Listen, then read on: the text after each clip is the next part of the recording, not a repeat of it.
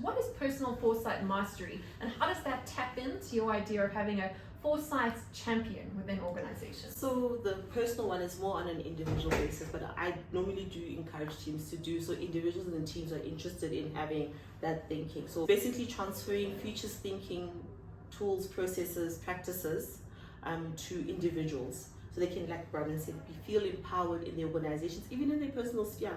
And what's nice is that it helps you go through the journey. So first you need to understand the space, what's foresight, what's forecasting, what's the difference, why should you really care? And then obviously towards the end of day one, you're now getting to the point of agency and what that means within these spaces of foresight. And you can start that journey of personally developing either yourself, your family, your organization, charting them on the right path. Then you also contribute, like you're saying, to building a nation. So we do the personal agency bit, and then after that we start looking at the games that can also be used to make sense of the trends. These are the same games you use in Same your foresight games in sprints. the foresight for the sprints. So really empowering people. We have like a deck of cards that we give out to give you like a base to work with, and then there's like 8 games in that deck, and you use those games to actually inform like what kind of future you're building. The session we had with the individuals was amazing, and it was enlightening because it showed people from different walks of life, by the way. Some people were in mining, some people were in tech, some people were in finance, others were in like fashion, others were in town planning.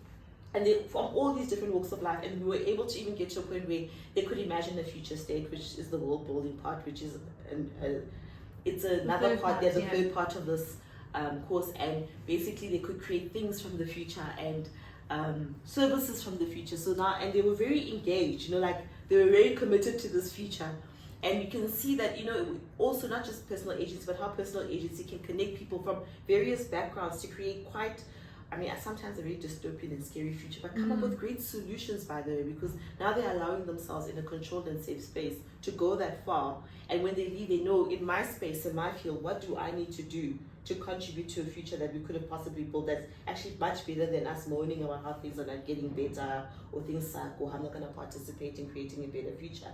So that's day 2. And then world building is the third part, where now you are creatively and proactively creating that world, and also thinking, if I'm a client existing in 2050, what is the world your grandchildren exactly inherit, right? Exactly what is the world they're going to inherit?